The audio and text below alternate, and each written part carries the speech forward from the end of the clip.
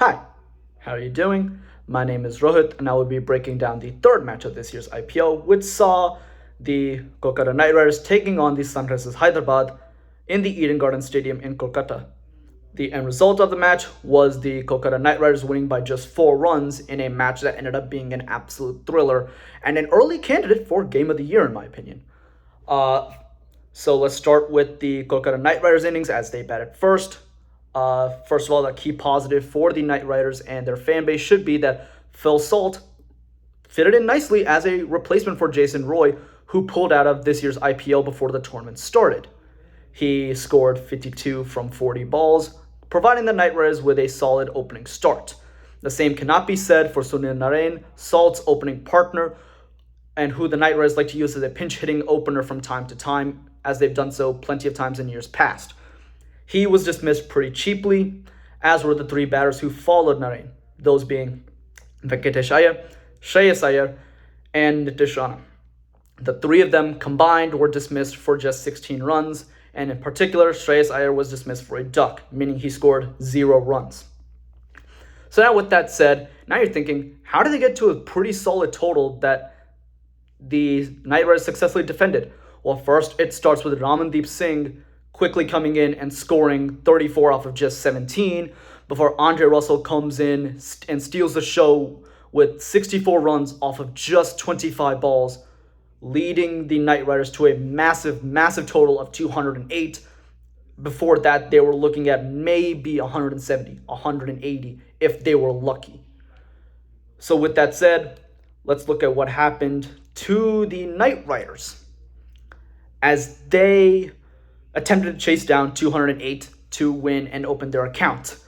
The openers for the Sunrisers did a pretty good job of getting them a pretty solid start. Mayank Agarwal scored 32 from 21, and Abhishek Sharma scored 32 from 19. So overall, you're looking at solid starts from both openers who really kept the scoring rate up to make sure that Sunrisers never fell behind too much. However, the same cannot be said for their next batsmen, Rahul Tripathi and Aidan Markram, both of whom could not truly get going too much. They never truly found their footing, and they weren't dismissed for cheap, but they did take up a lot of balls, which in the end did prove costly. The same could be said for Abdul Samad, who followed in the same wavelength as Tripathi and Markram, people who couldn't necessarily find a way to get going, and in the end they took up a lot of balls, but they didn't score enough runs at a fast enough clip.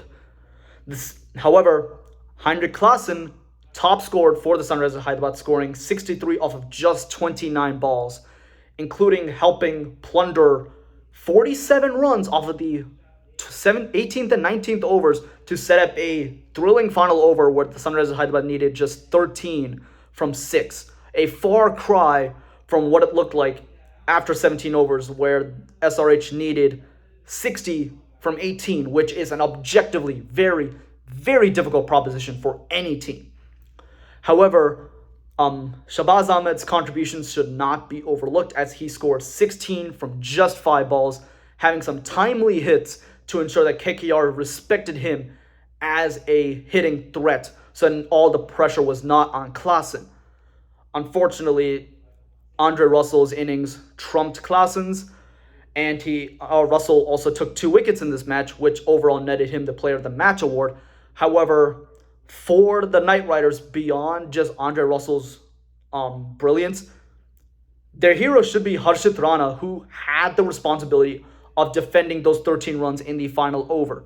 The first ball went for 6, but after that he did not concede too many runs, including taking the wicket of the very dangerous Klaassen off the second to last ball, where SRH only needed 5 runs, where Suyash Sharma took a breathtaking running catch to dismiss Klaassen.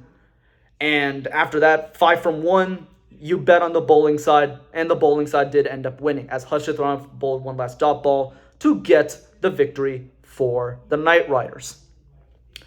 Key positives for this match for the KKR should be that Andre Russell is still Andre Russell. His overall all-around experience and brilliance boosted the Knight Riders to a defendable total and ensured that the SRH batters couldn't truly establish momentum as Sunil Narine choked them from one end with very economical spin bowling, and from the other end, Russell started taking wickets. For SRH, the key positive should be that they have hitters in the lower middle order. Heinrich Klaassen obviously is a clean hitter of the ball, but Shabazz Ahmed, a surprise. That should be a huge, huge benefit for the Sunrisers Hyderabad moving forward. But this turned into a thrilling Game of the Year candidate already, and we're only 3 matches in. However, it didn't start like that. Initially, it did look like KKR was in full control, but Klaassen and Ahmed came together to almost snatch victory from the jaws of defeat. Unfortunately, they came up just short. But that's the nature of the sport. You just need a big moment here and there, and KKR just managed to find one more before the Sunrisers could, and that's simply it. That's simply how the Knight Riders won this match. And it was a very entertaining one, so hopefully we can get to see more of these in the future. And with that said, I'd like to thank you for watching this. Please like, comment, and subscribe. With that said, I will be back to cover the Sunday doubleheaders. And with that, I will be out. Thank you. Have a good one.